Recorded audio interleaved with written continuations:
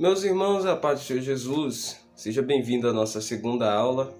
Hoje nós continuaremos dando o assunto da lição bíblica dos jovens. Estaremos ministrando para você a aula de número 2, a aula que vai falar sobre o pecado de Davi. Antes de começar o nosso vídeo, quero pedir a você para que se inscreva em nosso canal para sempre ficar por dentro de todas as novidades que vão ocorrer aqui. Não esqueça também de deixar o teu like, porque isso ajuda com que o YouTube divulgue os vídeos e os conteúdos que temos postado aqui nesse canal com mais pessoas. E não se esqueça também de compartilhar. Seja um agente de Deus e traga mais alguém para este canal. Tendo dito isso, vamos então à nossa aula de hoje. Nós estudaremos a lição de número 2, que tem um tema: o pecado sob a perspectiva de um Deus que é santo. O texto principal da lição está no livro de 2 Samuel, capítulo de número 11, versículo de número 27. E passado o luto, enviou Davi e a recolheu em sua casa. E lhe foi por mulher, e ela lhe deu um filho. Porém, esta coisa que Davi fez pareceu mal aos olhos do Senhor. O resumo da lição nos diz: enquanto Davi via o pecado como algo que poderia ser escondido, Deus demonstra que o pecado é algo sério e que deve ser tratado com firmeza. Nossa leitura bíblica feita em classe está em 2 Samuel, capítulo de número 12, versículos de 1 a 9. E o Senhor enviou Natã a Davi, e entrando ele a Davi, disse-lhe: havia numa cidade 2 homens, um rico e outro pobre. O rico tinha muitíssimas ovelhas e vacas, mas o pobre não tinha coisa nenhuma, senão uma pequena cordeira que comprara e criara. E ela tinha crescido com ele e com seus filhos igualmente. Do bocado comia e do seu copo bebia, e dormia em seu regaço, e a tinha como filha. E vindo ao homem rico, um viajante, deixou este tomar das suas ovelhas e das suas vacas para guisar para o viajante que viera a ele. E tomou a cordeira do homem pobre e a preparou para o homem que viera a ele. Então o furor de Davi se acendeu em grande maneira contra aquele homem e disse a Natã: vive o Senhor, que digno de morte é o homem que fez isso, e pela cordeira tornará a dar o quadriplicado, porque fez tal coisa e porque não se compadeceu. Então Natã disse a Davi: tu és este homem. Assim diz o Senhor Deus de Israel: eu te ungi rei sobre Israel, e eu te livrei das mãos de Saul, e te dei a casa de teu senhor e as mulheres de teu senhor em teu seio, e também te dei a casa de Israel e de Judá. E isto é pouco, mas te acrescentaria tais e tais coisas. Porque, pois, desprezaste a palavra do Senhor, fazendo mal diante de seus olhos? A Urias o heteu feriste a espada, e a sua mulher tomaste por tua mulher, e a ele mataste com a espada dos filhos de Amon.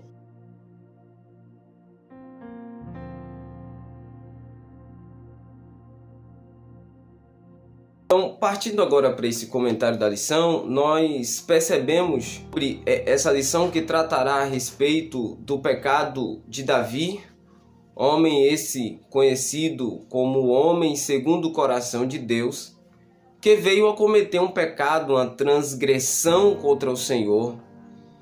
Ainda que Davi fosse o homem segundo o coração de Deus, isso não o isentava do seu pecado. Assim como não isenta nenhum crente de cair alguma vez na sua vida. Nós sabemos que a tentação existe. No jardim, Adão e Eva foram tentados e foram reprovados. Porém, temos exemplos de José, que dentro do Egito foi tentado pela mulher de seu senhor, Potifar, e ele não caiu. Cristo foi tentado no deserto por Satanás e também foi vitorioso. A tentação está disponível para todos, mas para nós caberá o jeito que lidaremos com as tentações. Davi era um homem segundo o coração de Deus, mas pecou.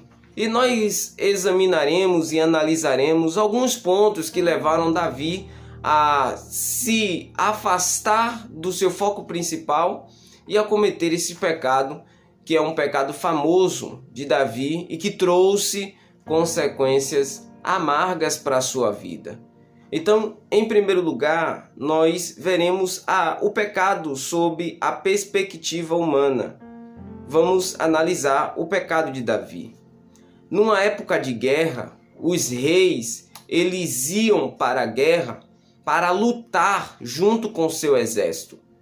Quando o rei era muito corajoso, ele ia para a linha de frente de batalha, porque isso também estava assegurado no seu desejo de dominar, no seu desejo de mostrar que era um guerreiro. E Davi era um guerreiro. Nós conhecemos a história deste homem, deste rei. Ele era um guerreiro, já havia derrotado um gigante, já havia vencido muitos filisteus. Houve um momento na vida de Davi de um embate entre Saul e Davi, porque a população cantava: Saul matou 1000, mas Davi matou 10.000. E aquilo encheu o coração de Saul de forma negativa para com Davi. Davi era um guerreiro nato. Davi não, nesse momento que ele peca, ele não está na guerra, como fazia costumeiramente.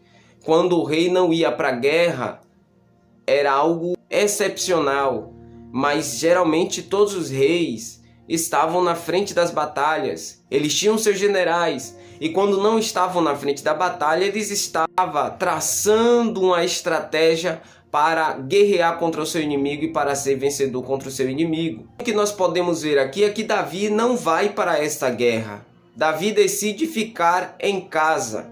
Davi decide ficar em seu palácio e não ir à guerra.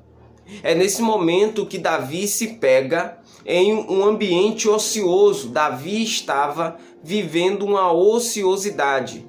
E aqui é o primeiro ponto que nós precisamos nos atentar. O tempo ocioso.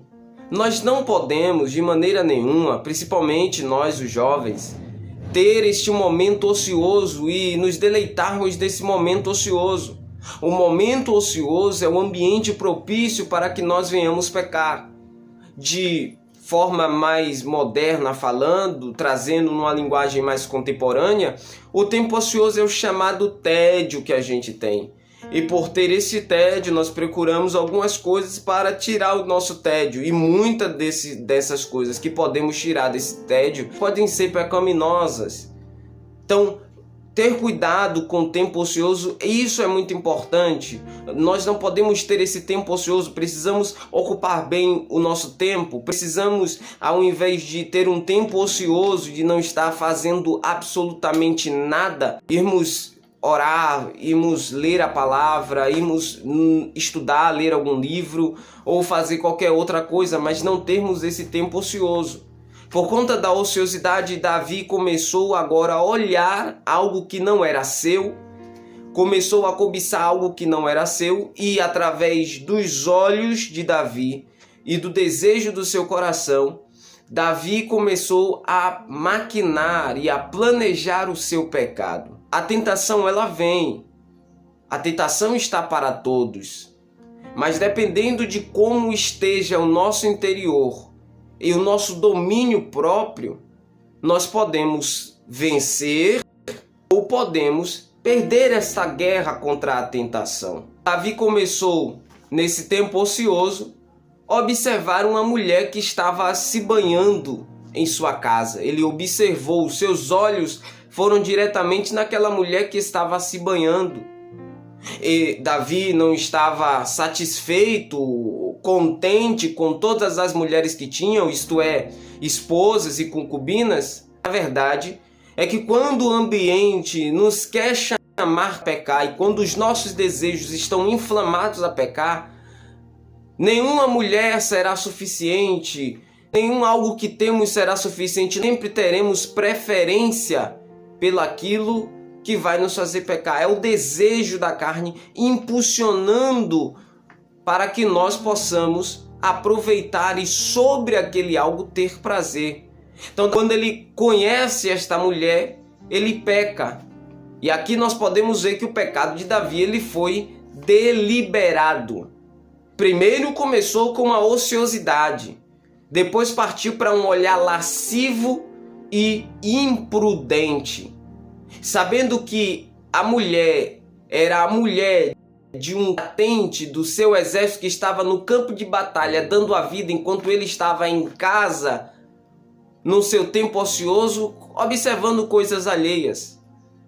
Naquela noite Davi, ou naquela tarde, Davi conheceu aquela mulher, dormiu com ela, só que o pecado inicialmente é gostoso, é prazeroso, até o momento que Deus decide expor. Precisamos cuidar e ter cuidado com aquilo que parece inofensivo. A Deus, tudo que fere a sua santidade é pecado, é tratado como pecado, desde uma simples mentira a um pecado de adultério.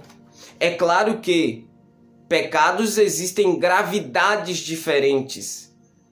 A mentira e o adultério, a gravidade do pecado muda, mas tudo é pecado. Tudo é tratado por Deus como sendo pecado, e pecado é algo que fere a santidade de Deus. Então, existem pessoas que pecam, se arrependem. Existem pessoas que pecam, mas continuam fazendo as mesmas práticas. Isso já se caracteriza em iniquidades, porque é o pecado feito de forma consciente, de forma deliberativa, sem nenhum arrependimento de prática ou mudança da mesma. Podemos perceber que Davi traça seus planos para acobertar o pecado. Davi chamou Urias à sua casa, pediu a ele notícias da guerra. Urias deu notícias da guerra e ele obrigou a Urias para que fosse para sua casa e deitasse com a sua mulher. Urias recusou a proposta do rei.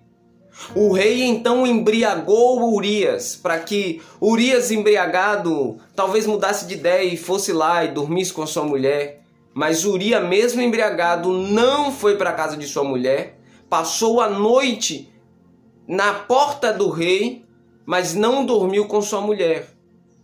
Não tendo outra alternativa, vendo que Urias não cederia a este convite porque temia os seus irmãos, os seus compatriotas na guerra, Davi então decide enviar uma carta a Joabe, seu general, para que colocasse Urias no campo de batalha, no lugar onde fosse provável mais rapidamente a sua morte. Urias veio a morrer.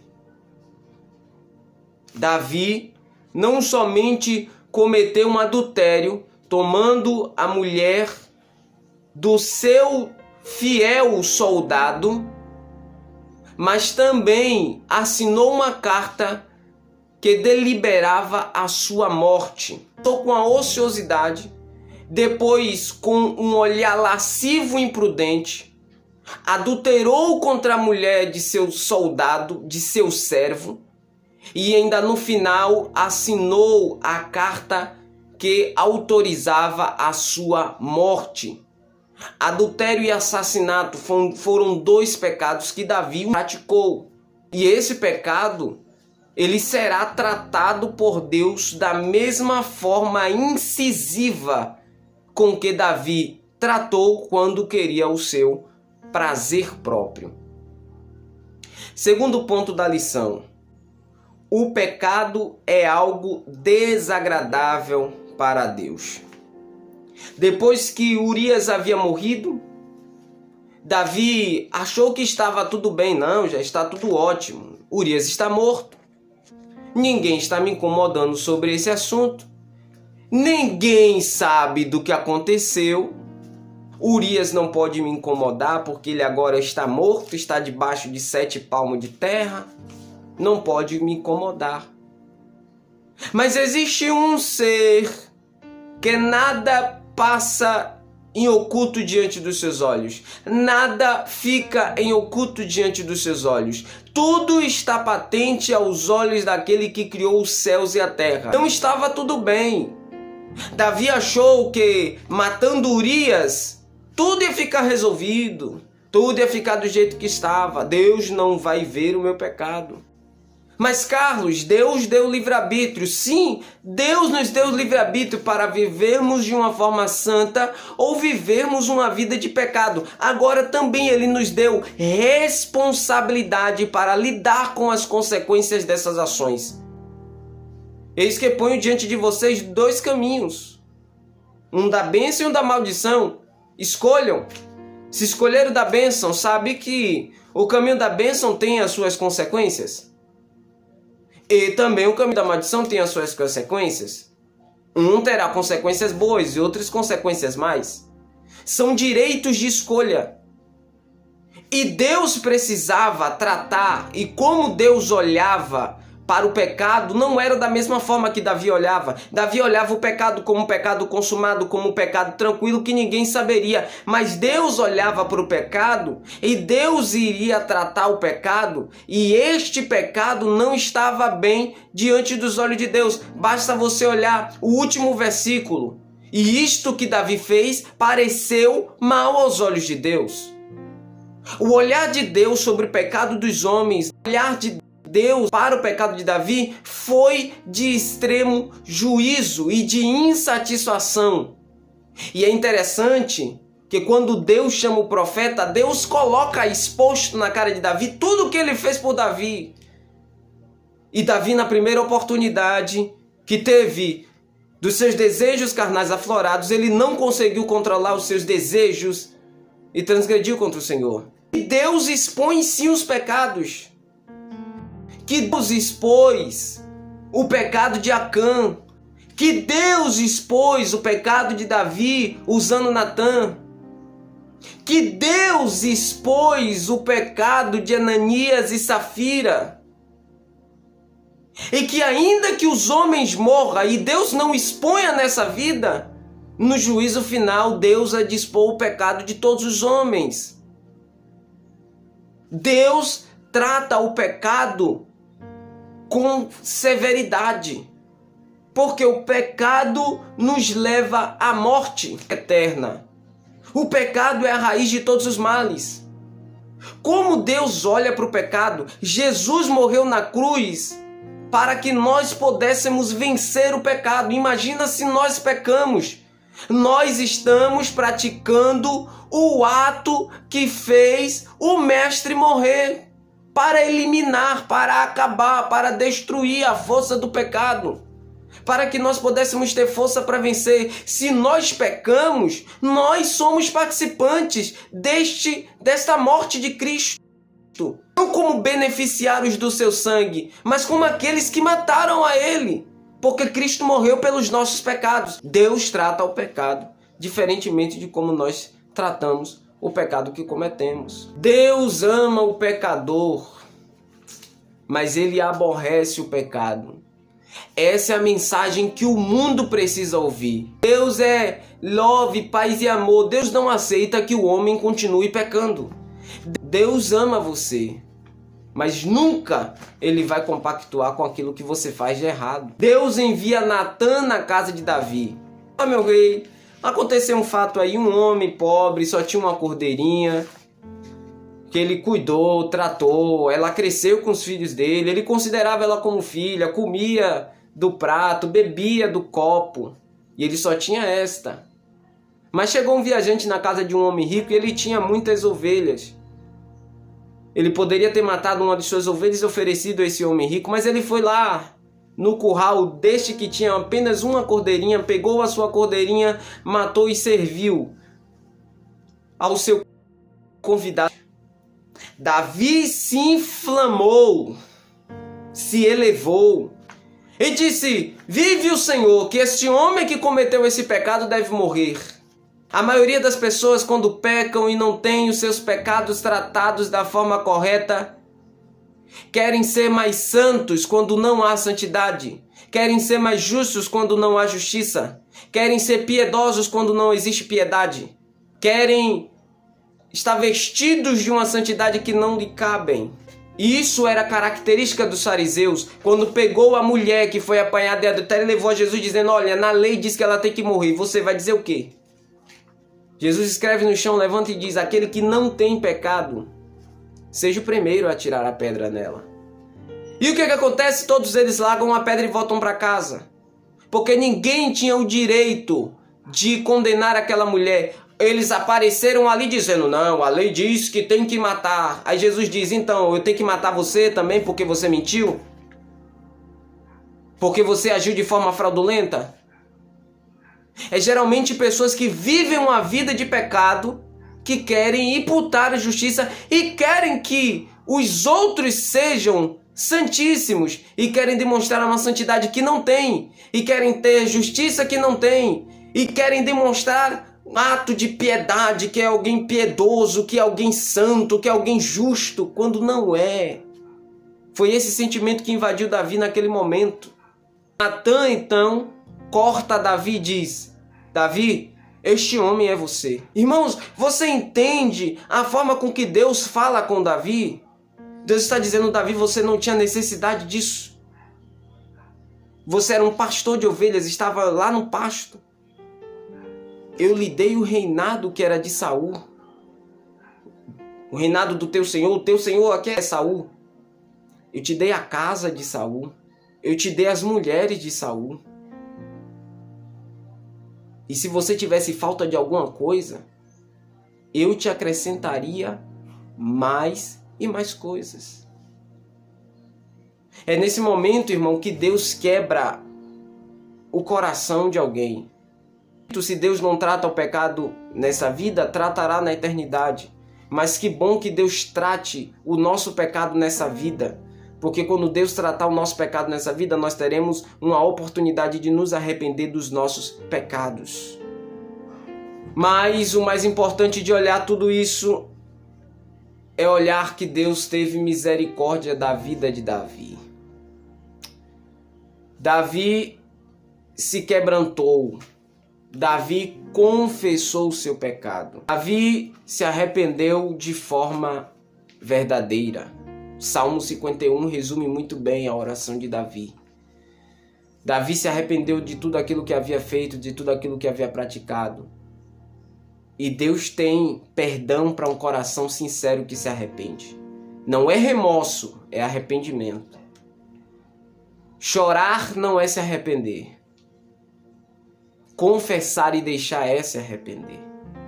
É não praticar mais. Isto é chorar pelaquilo que fez, se sentir culpada pelaquilo que fez e nunca mais voltar a fazer aquilo. Odiar tudo que fez. Isto é arrepender-se dos pecados. Confessar, pedir perdão e mudar. Davi continuou sendo o homem segundo o coração de Deus? Sim.